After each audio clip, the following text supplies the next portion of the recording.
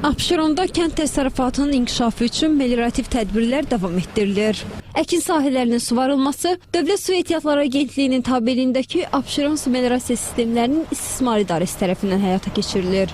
Su itkisinin qarşısını almaq və maneəsiz axını təmin etmək üçün Abşeron magistral kanalında, eləcə də onun yaşayış məntəqələrindən keçən hissələrində təmizləmə işləri aparılır. İlin əvvəlindən mexanizmlərlə kanalların 141 min kubmetrlik hissəsi lildən təmizlənib. Abşeron su meliorasiya sistemlərinin istismarı idarəsi cəmi uzunluğu 106 km olan suvarma kanallarını, ümumilikdə 65 ədəd nastansiyalarının qapalı su və kanalizasiya xəttlərinin istismarını həyata keçirir. Məlumat üçün bildirək ki, Abşeron su meliorasiya sisteminin istismarı idarəsi 157 min abonentə içməli su, kanalizasiya xidməti, Abşeron yarımadasında ümumilikdə 17,2 min hektar ərazinin suvarma su ilə təmin olunmasını həyata keçirir.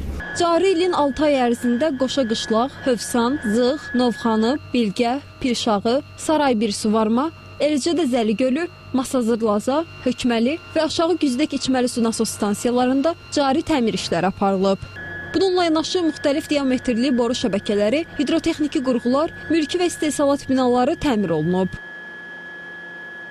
İdarə tərəfindən su basmaya məruz qalan bir neçə ünvanda Masazır qəsəbəsi Qarabağ küçəsində 452 paqon metr, Otul Gölü adlanan ərazidə 370 paqon metr, Xırdalan şəhəri Həsən bəy Zaradalı küçəsində 380 paqon metr və başqa bir neçə ünvanda cari təmir işləri aparılmışdır ki, bu da intensiv yağan yağışlar zamanı yarana bilən fəsadların aradan qaldırılmasına xidmət göstərəcək.